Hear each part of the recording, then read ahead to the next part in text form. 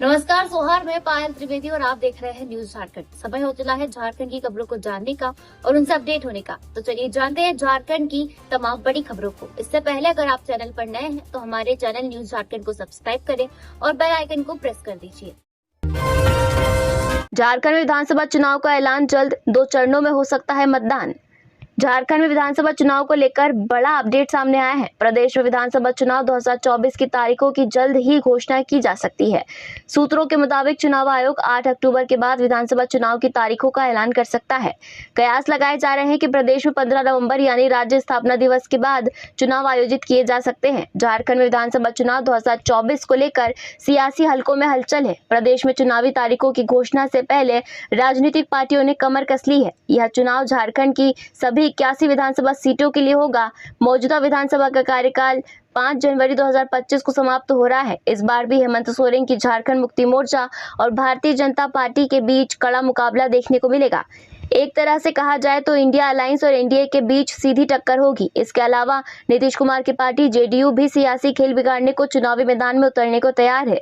हालांकि फिलहाल JDU NDA का हिस्सा है। झारखंड विधानसभा चुनाव में कांग्रेस, आरजेडी, जेवीएम, आजसू जैसे राजनीतिक दल भी अहम रोल निभाते हैं। सूत्रों से मिली जानकारी के मुताबिक झारखंड विधानसभा चुनाव 2024 की चुनावी तारीखों का ऐलान जल्द ही होने वाला है।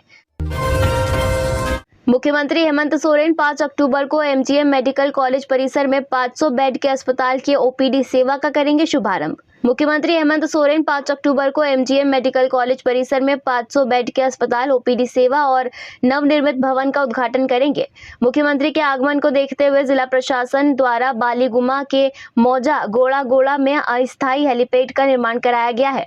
गुरुवार की शाम डीसी, एसएसपी, एसटीओ समेत जिले के वरीय अधिकारियों ने स्थल का निरीक्षण करते हुए सुरक्षा व्यवस्था का जायजा लिया। सीएम हेमंत सोरेन का हेलीकॉप्टर दोपहर 1:10 पर बालीगुमा के मौजा गोड़ा में बने अस्थायी हेलीपैड पर उतरेगा। वहां से सीधे एमजीएम अस्पताल डिमना जाएंगे। वे दोपहर 1:55 पर एमजीएम में से प्रस्थान करेंगे। वहां से सीएम बाबा तिलका बालीगुमा के मांझी मैदान जाएंगे। यहाँ वह कार्यक्रम में हिस्सा लेंगे। कार्यक्रम के समापन के बाद वे अपराह्न 3 बजे बालीगुमा से हेलीकॉप्टर द्वारा रांची के लिए प्रस्थान करेंगे। जंगली भालुओं का आतंक, वृद्ध किसान पर किया हमला, घायल व्यक्ति को भेजा गया रिम्स, ग्रामीणों में दहशत।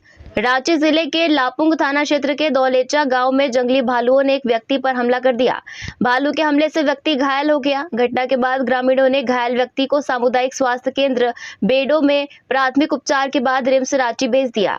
घटना के संबंध में घायल किसान परवल साहू ने बताया कि वे प्रातः 5 बजे अपने घर से निकलकर शौच के लिए अपने खेत की ओर जा रहे थे। इसी दौरान घर के पास ही अचानक 3 जंगली भालू आ धमके और उस पर हमला कर दिया। भालू के हमले के बाद किसी तरह वह घायल अवस्था में भागकर गड्ढे में छुपकर अपनी जान बचाई।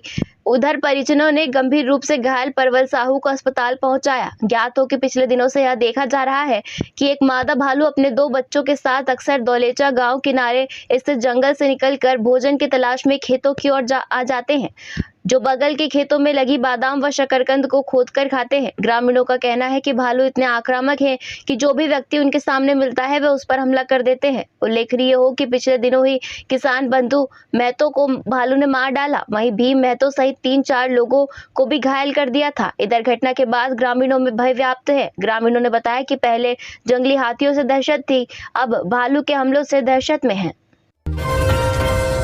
पलामू में जमीन विवाद को लेकर पूर्णा मझी गांव में फायरिंग, 3 जख्मी।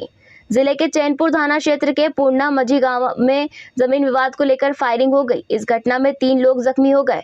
भरटुआ बंदूक से गोली चलाई गई। इस सभी को इलाज के लिए मेदिनी राय मेडिकल कॉलेज एंड हॉस्पिटल में भर्ती कराया गया है। घटनास्थल से 2 किलोमीटर दूर डाल्टनगंज के भाजपा विधायक आलोक चौरसिया का गाँव है।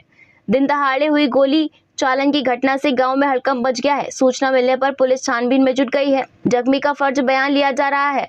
घायलों का हालचाल जानने के लिए बड़ी संख्या में लोग MRMCH पहुंच रहे हैं। जानकारी के अनुसार पूर्णा मझी गांव में आज सुबह 7 बजे जमीन के एक मामले में गोतिया परिवार के 2 पक्ष आपस में भिड़ गए। इसी क्रम में एक पक्ष के द्वारा छत से फायरिंग की गई। इस घटना में अखिलेश चौरसिया, सूर्यदेव प्रसाद और सुरेंद्र चौरसिया को गोली का छर्रा लगा। सूर्यदेव प्रसाद के गले में जख्म हो गया है। एक्सरे रिपोर्ट के बाद उन्हें बेहतर इलाज के लिए रांची रिम्स रेफर करने का निर्णय लिया जाएगा। चैनपुर थाना प्रभारी श्रीराम शर्मा ने बताया कि घटना की जानकारी मिली है। पूरे मामले में पुलिस मौके के लिए रवाना हो गई है और छानबीन कर रही है। इधर घटना की जानकारी मिलने के बाद बड़ी संख्या में परिजन और शुभचिंतक अस्पताल में पहुंच गए हैं। जयराम महतो 6 अक्टूबर को जरमुंडी में करेंगे जनसभा।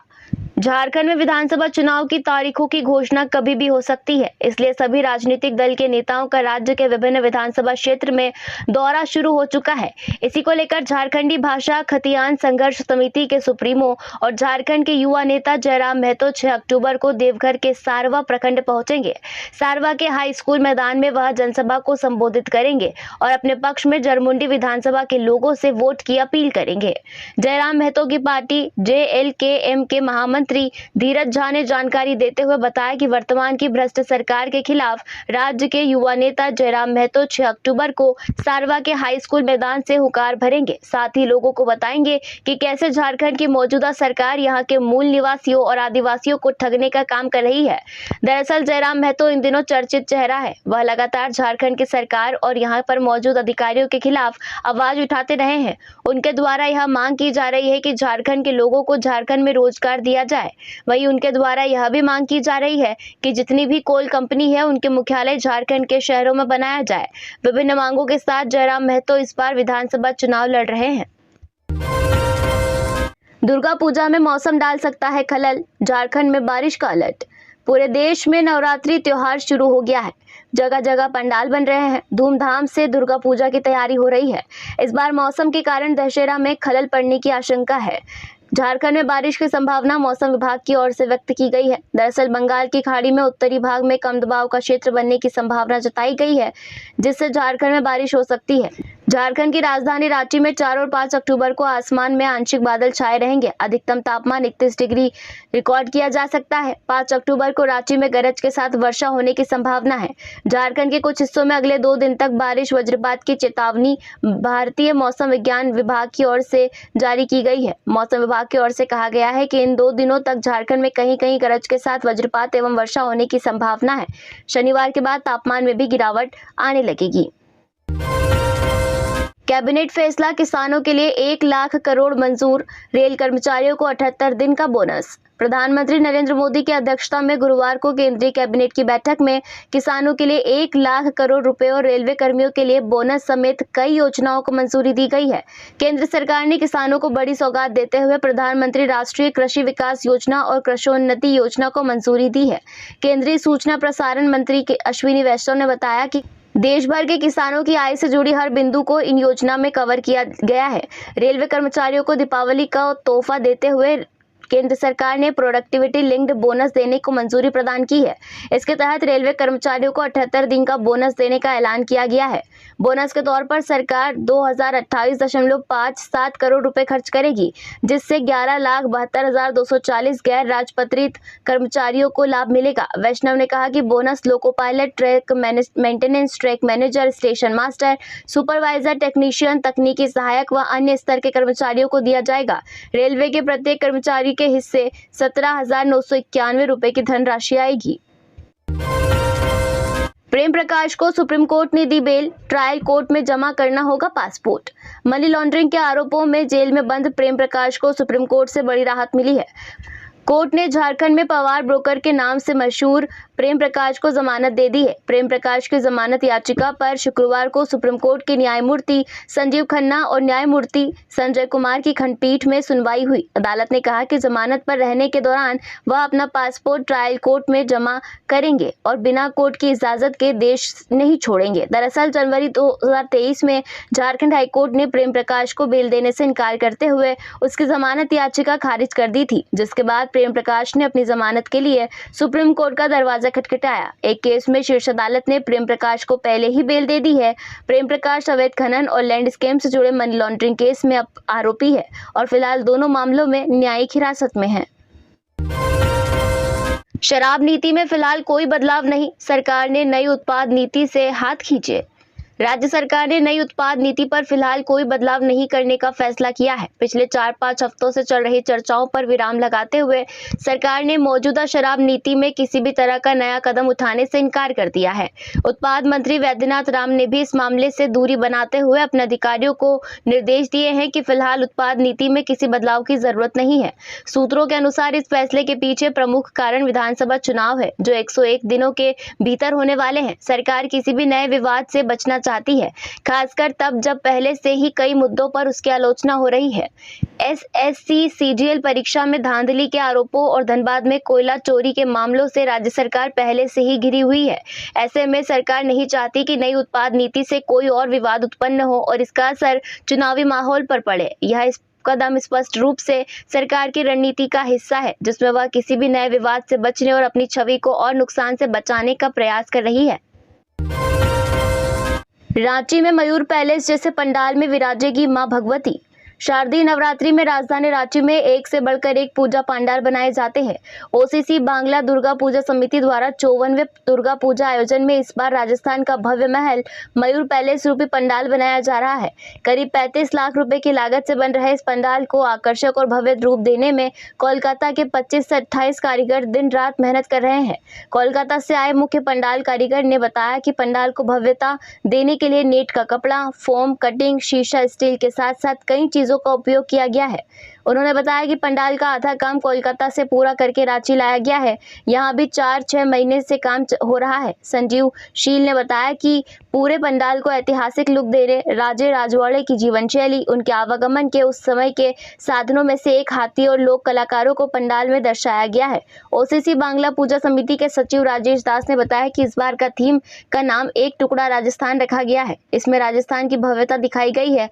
इसमें मयूर पैलेस का काल्पनिक प्रारूप वाला पंडाल बन रहा है, जिसमें 9 टन स्टील का इस्तेमाल हुआ है। लोहे के स्ट्रक्चर के ऊपर धागा, रबड़, कांच की कारीगरी की गई है। राजेश दास ने बताया कि करीब 57 फीट की ऊंचाई वाले पंडाल में मां विराजेगी। पटना टाटा वंदे भारत एक्सप्रेस पर पथराव, 2 कोच के शीशे क्षतिग्रस्त। बिहार के गया और कोडरमा के बीच यदुग्राम शर्माटांड स्टेशन के बीच पटना से टाटा जा रही 20894 पटना टाटा वंदे भारत एक्सप्रेस पर अज्ञात लोगों ने पथराव किया। इससे 2 कोचों की खिड़की के शीशे क्षतिग्रस्त हो गए। घटना शाम के लगभग 4 से 4:30 बजे के बीच की है। वंदे भारत एक्सप्रेस ट्रेन से यात्रा कर रहे एक यात्री ने बताया कि अचानक हुई पत्थरबाजी से यात्रियों में दहशत फैल गई। तेज आवाज के साथ पत्थर शीशे से टकराया, जिससे वहां बैठे यात्री इधर उधर भागने लगे। आरपीएफ की टीम घटनास्थल पर छानबीन के लिए गई थी। साथ ही प्राथमिकी दर्ज करने की प्रक्रिया चल रही है। आरपीएफ ने घटना के बाद आसपास के क्षेत्र में सघन जांच अभियान चलाया। साथ ही स्थानीय लोगों को जागरूक करने की भी योजना बनाई। वरीय मंडल सुरक्षा आयुक्त अनुराग मीणा ने बताया कि स्टोन पेल्टिंग को लेकर पहले भी चयनित स्थलों पर अभियान चलाया गया था। इस बार की घटना नई जगह हुई है। आरपीएफ अब सघन जागरूकता अभियान चलाएगी। गांव के बच्चे व युवाओं को जागरूक करने के साथ स्थानीय प्रतिनिधि व मुखिया से भी बातचीत की जाएगी। गिरिडीह में 3.53 लाख उपभोक्ताओं का बिजली बिल हुआ माफ। गिरिडीह के 3,53,293 उपभोक्ताओं का बकाया बिजली बिल माफ हो गया है। यह लाभ मुख्यमंत्री ऊर्जा खुशहाली योजना के तहत दिया गया है। इस योजना के तहत कम बिजली इस्तेमाल करने वालों का बिजली बिल माफ किया गया है। गुरुवार को टाउन हॉल में सदर विधायक सुदेव कुमार सोनू ने उपभोक्ताओं को बिजली बिल माफी प्रमाण पत्र दिया। इस दौरान करीब 3 अरब से ज्यादा का बिजली बिल माफ किया जा चुका है।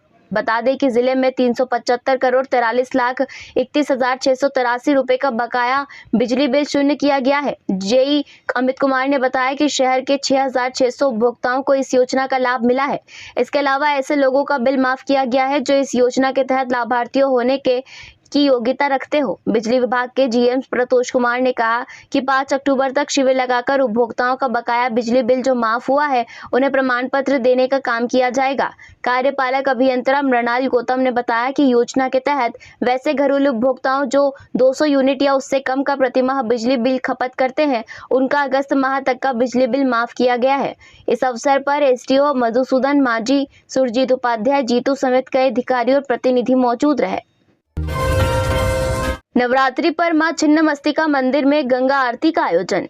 देश के प्रसिद्ध सिद्धपीठ स्थान मां छिन्नमस्तिका मंदिर में नवरात्रि के अवसर पर लगातार 9 दिनों तक गंगा आरती का आयोजन मंदिर न्यास समिति द्वारा किया गया है। पहले दिन सैकड़ों की संख्या में श्रद्धालु भव्य आरती और मनोरम दृश्य का आनंद लेने गंगा आरती में पहुंचे।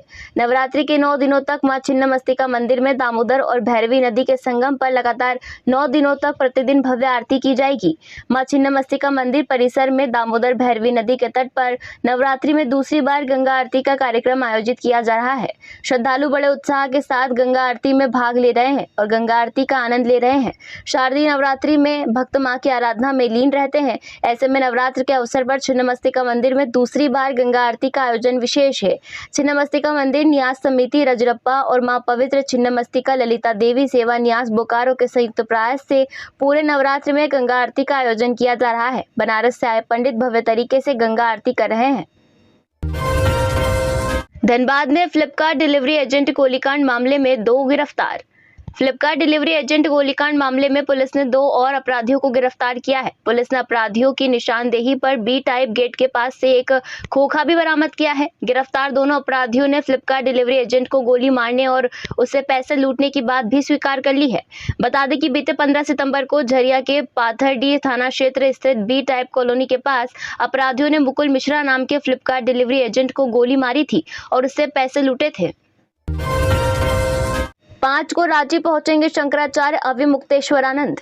ज्योतिष पीठाधीश्वर जगतगुरु शंकराचार्य अविमुक्तेश्वरानंद के नेतृत्व में पूरे भारत में गौ प्रतिष्ठा आंदोलन के तहत गो ध्वज स्थापना भारत यात्रा 22 सितंबर से 26 अक्टूबर तक चल रही है। इसी क्रम में शंकराचार्य 5 अक्टूबर को रांची आएंगे। मीनाक्षी गली रातू पहाड़ी रोड पहाड़ी से मंदिर तक शोभा यात्रा में शामिल होकर पहाड़ी मंदिर पहुंचेंगे। यहां उनके स्वागत के साथ गो ध्वज स्थापित किया जाएगा।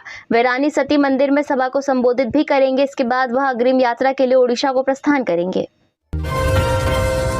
किक बॉक्सिंग खिलाड़ी से रेप के आरोपी कोच को मिली सजा 20 वर्ष कैद। झारखंड के धनबाद में नाबालिग किक बॉक्सिंग खिलाड़ी से दुष्कर्म और जबरदस्ती संबंध बनाने के आरोपी कोच को सजा सुनाई गई है। इस मामले में गुरुवार को धनबाद पोक्सो के विशेष न्यायाधीश प्रभाकर सिंह की अदालत में सुनवाई हुई। सुनवाई के दौरान अदालत ने चिरकुंडा थाना क्षेत्र के चांच कोलियरी निवासी आरोपी कोच विपुल मिश्रा को 20 वर्ष सश्रम कैद और 25,000 रुपए जुर्माना की सजा सुनाई है। अदालत ने 1 अक्टूबर को आरोपी को दोषी करार दिया था। लोक अभियोजक अवधेश कुमार ने अभियोजन का संचालन किया। उक्त मामले में पीड़िता के पिता की शिकायत पर धनबाद महिला थाने में प्राथमिकी दर्ज की गई थी। दर्ज रिपोर्ट के अनुसार पीड़िता विपुल मिश्रा से किक बॉक्सिंग सीखती थी। इसी दौरान विपुल किक बॉक्सिंग की अंतर्राष्ट्रीय ट्रेनिंग कैंप में पीड़िता को दार्जिलिंग ले गया था। यहां उसने 1 सितंबर 2023 से 10 सितंबर 2023 के बीच किशोरी से कई बार रेप किया। आरोपी ने पीड़िता को धमकी भी दी कि अगर वो संबंध नहीं बनाएगी तो उसे गेम से बाहर कर दिया जाएगा। इसके अलावा अगर पीड़िता किसी को भी इसके बारे में बताती है तो विपुल उसका फोटो और वीडियो वायरल कर देगा। 22 सितंबर 2023 को पीड़िता खेलगांव में आयोजित राष्ट्रीय चैंपियनशिप में हिस्सा लेने गई थी। वहां भी विपुल उसके साथ शारीरिक संबंध बनाने का दबाव बनाने लगा। जब पीड़िता और उसके दोस्त आदित्य ने इस बात का विरोध किया तो विपुल और उसके सहयोगियों ने आदित्य पर जानलेवा हमला किया। इस घटना की भी प्राथमिकी खेलगांव थाने में दर्ज की गई थी। रांची पुलिस ने चैन स्नैचर्स को किया गिरफ्तार। रांची पुलिस ने 4 चैन स्नैचर्स को गिरफ्तार किया है। गिरफ्तार स्नैचर्स का नाम पंकज दीपक, जफर खान और आनंद कुमार है। इन सभी की गिरफ्तारी पिठोरिया थाना इलाके से हुई है। राजधानी रांची में सभी चैन स्नैचर लोगों को निशाना बनाकर चेन छिनतई की वारदात को अंजाम दे रहे थे। इसकी रोकथाम के लिए एक SIT का गठन किया गया, जिसके बाद इन सभी की गिरफ्तारी हुई है। पुलिस ने छीने हुए चेन को भी बरामद किया है। तालाब में तैरता मिला मजदूर का शव, जांच में जुटी पुलिस।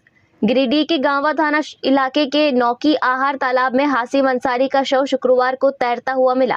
हरला गांव निवासी हासिम अंसारी का शव तालाब में मिलने की सूचना पूरे गांव में आग की तरह फैल गई। इसके बाद लोगों की भीड़ जुट गई। इस दौरान जानकारी मिलने के बाद गांवा थाना इलाके की पुलिस ने घटनास्थल पर पहुंचकर जांच की।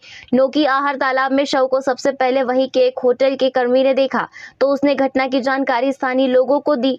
इसके बाद परिजनों को जानकारी मिलने के बाद परिजन भी पहुंचे। पुलिस के अनुसार मृतक का चप्पल तालाब के बाहर मिला। इधर मृतक हासिब अंसारी की पत्नी डोजी खातून ने बताया कि उसके पति गुरुवार को ही मजदूरी करने घर से निकले थे, इसके बाद वापस नहीं लौटे। तो वहीं दूसरे दिन शुक्रवार को उसका शव तालाब में पड़ा मिला। इधर गावा थाना पुलिस ने शव को पोस्टमार्टम के लिए सदर अस्पताल भेज दिया है और जांच में जुट गई है कि मामला स्वाभाविक मौत का है या कुछ और। हालांकि थाना प्रभारी का दावा है कि हासिम अंसारी की मौत तालाब में गिरकर मरने से हुई है। सरायकेला में युवक की गोली मारकर हत्या, 3 हत्याकांड का था आरोपी।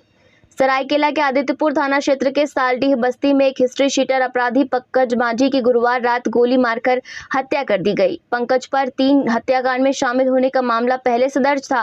वह कुख्यात अपराधी कृष्णा गोप गिरोह से जुड़ा हुआ था। मृतक के परिजनों के अनुसार पंकज माझी जमशेदपुर के बिष्टुपुर से लौट रहा था, तभी पहले से घात लगाए अपराधियों ने उस पर गोली चला दी। इससे वह गंभीर रूप से घायल हो गया। घटना के बाद उसे जमशेदपुर के TMH अस्पताल में भर्ती कराया गया। यहाँ चिकित्सकों ने उसे मृत घोषित कर दिया। घटना की जानकारी मिलने के बाद आदित्यपुर पुलिस मौके पर पहुंची और छानबीन में जुट गई। वहीं मृतक की बहन अंजलि कुमार ने बताया कि उसके भाई का बस्ती के कृष्ण गोप तोरा और चंदू नामक युवक से विवाद चल रहा था। अंजलि ने आशंका जताई है कि उन्हीं लोगों ने मिलकर इस हत्याकांड को अंजाम दिया है। वहीं आदित्यपुर थाना प्रभारी राजीव कुमार सिंह ने बताया कि पंकज माझी का उसके सहयोगी कृष्णा गोपा के साथ मोबाइल को लेकर विवाद हुआ था। विवाद बढ़ने के चलते ही इस हत्याकांड को अंजाम दिया गया है। पुलिस सभी पहलुओं पर जांच कर रही है। लातेहार में 1 लाख का इनामी माओवादी नक्सली गिरफ्तार। पुलिस को एक और बड़ी सफलता हासिल हुई है। भाकपा माओवादी नक्सली संगठन के सक्रिय सदस्य गुलशन उरांव को पुलिस ने गिरफ्तार कर लिया है। गिरफ्तार नक्सली पर सरकार की ओर से 1 लाख रुपए का इनाम भी घोषित था। SP कुमार गौरव को मिली गुप्त सूचना पर कार्रवाई कर पुलिस ने इसे गिरफ्तार किया है। दरअसल लातेहार SP कुमार गौरव को गुप्त सूचना मिली थी कि माओवादी नक्सली गुलशन उरांव मानिका थाना क्षेत्र के गुमडीह के निकट भ्रमणशील है। सूचना के बाद SP के निर्देश पर DSP के नेतृत्व में पुलिस की टीम गठित की गई और नक्सली की गिरफ्तारी के लिए छापेमारी की गई। हालांकि पुलिस को देखकर नक्सली ने भागने का प्रयास किया, लेकिन पुलिस ने उसे चारों ओर से घेर कर पकड़ लिया।